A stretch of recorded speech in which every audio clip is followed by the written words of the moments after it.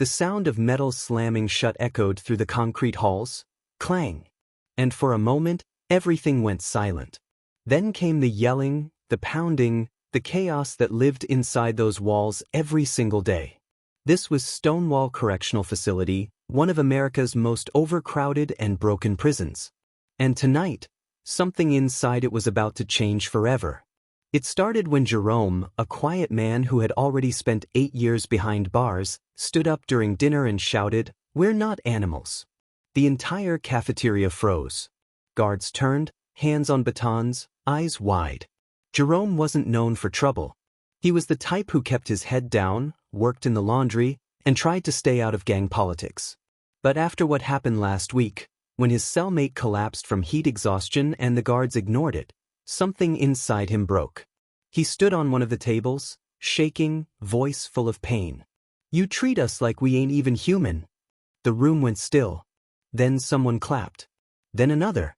Within seconds, half the cafeteria was standing. The guards rushed in, pushing and swinging. Trays hit the floor. A chair crashed against the wall. Jerome was tackled, cuffed, and dragged out as men shouted, "Tell the truth, Jerome. Tell them what they're doing to us."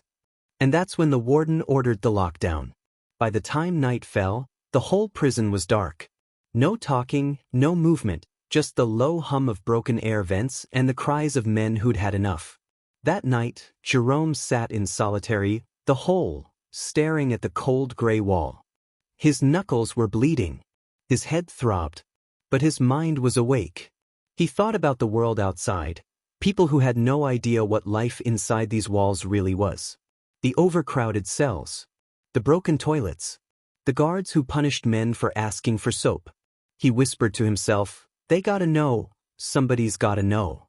The next day, during yard time, Jerome met Anthony, an older inmate with a shaved head and eyes that had seen too much. Anthony had spent nearly 20 years inside and knew every trick, every rule, and every silence that kept the place running. "You spoke up," Anthony said quietly, tossing a basketball back and forth. "That takes guts." Jerome looked at him. "You ever get tired of it? The lies, the beatings, the hunger." Anthony smirked, but his eyes stayed sad. "Every day. But this system isn't made to fix us, son. It's made to keep us." That night, Jerome couldn't sleep. His mind replayed everything: the protest, the cellmate who'd fainted, the guards' laughter. He realized something that terrified him. People outside didn't want to believe what was happening inside. They wanted to believe the system worked. So he decided to write. On scraps of toilet paper and the back of an old Bible page, Jerome began to write down every detail: the mold on the bread, the fights that guards encouraged for entertainment, the way sick inmates were left untreated. He hid the papers under his mattress, one by one, waiting for the right time to send them out. But someone was watching him. One afternoon, while Jerome was in the library, a guard named Holt stepped into his cell and found the papers. When Jerome came back, his mattress was torn open, his letters gone. The next morning he was called to the warden's office. The warden smiled coldly. "You think anyone cares what you have to say? You'll never leave this place, Jerome. Men like you don't get second chances." Jerome didn't speak. But inside, he felt something stronger than fear: determination. When he returned to his cell, Anthony whispered through the vent, "They took your letters, huh?" Jerome nodded. "Then we'll start again," Anthony said. "But this time, we'll make sure the world hears us." Jerome looked at the concrete wall in front of him, the one he'd stared at for years. For the first time, he saw it differently, not as a barrier, but as a beginning. Outside, thunder rumbled. Inside, the lights flickered. And somewhere deep in his chest, Jerome knew this was only the beginning of a fight that would shake the system to its core. Days turned into weeks. The prison was tense, quieter than usual. Everyone could feel that something was brewing, something big. Jerome had become a symbol among the inmates. Men who barely spoke before now whispered his name during chow time, in the showers, in the yard. He didn't plan to start a movement. But after the warden took his letters, everyone saw what he was trying to do: speak the truth about life behind bars. Anthony called it the diary. He told Jerome, You started something, son. They can take your papers, but they can't stop your story. And so, every night, men began passing messages through vents, written on bits of paper, hidden inside old books or beneath meal trays. They described what they saw: guards beating inmates, moldy food, broken showers, rats running over their feet while they slept. Jerome collected every message, memorizing each one. He couldn't risk writing it down again, not yet. One day, a new guard named Rogers was assigned to their block. He was younger than the others, quiet, and didn't seem cruel like most. One afternoon during library duty, Jerome noticed Rogers watching him. Rogers said softly, "You're Jerome, right? The one who spoke up in the cafeteria?" Jerome froze. "Yeah? Who's asking?" Rogers looked around and leaned closer. "My brother did time in here. He told me what it's really like." "You're not lying." Jerome blinked, unsure if he could trust him. "Then why are you working here?" Rogers sighed. "Because someone has to see what's happening from the inside." That was the moment Jerome saw a chance, a dangerous one. He whispered, "If I get you something to send out, would you?" Rogers didn't answer right away. Then he nodded. "If it's the truth, yeah." That night, Jerome stayed awake, scratching words onto pieces of toilet paper again, his hands trembling.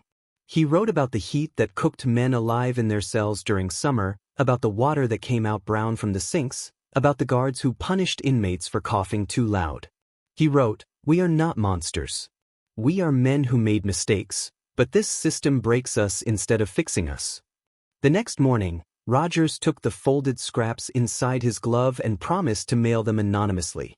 A week passed. Nothing. Then one morning, a guard burst into Jerome's cell. "You did this, didn't you?" Before Jerome could ask, the guard threw a newspaper onto his bunk. The front page headline read, "Exposed. Letters from inside one of America's most broken prisons." Jerome's hands shook as he read. His words, his very words, were printed for the whole country to see. His truth was finally out. But celebration didn't come. Instead, the prison went into chaos.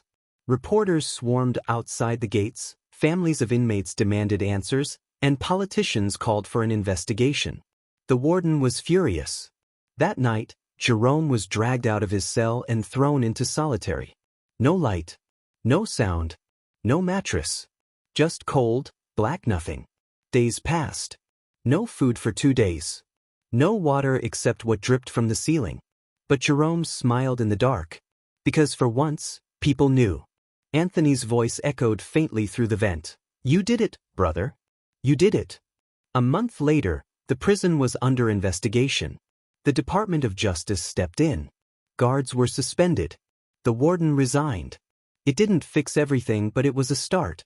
When Jerome was finally released from solitary, he looked out through the bars of the rec yard and saw something he hadn't seen in years: sunlight cutting through the fog. Rogers passed by, eyes meeting his briefly. He didn't speak, but Jerome nodded. Both men knew the risk they took had changed something bigger than themselves.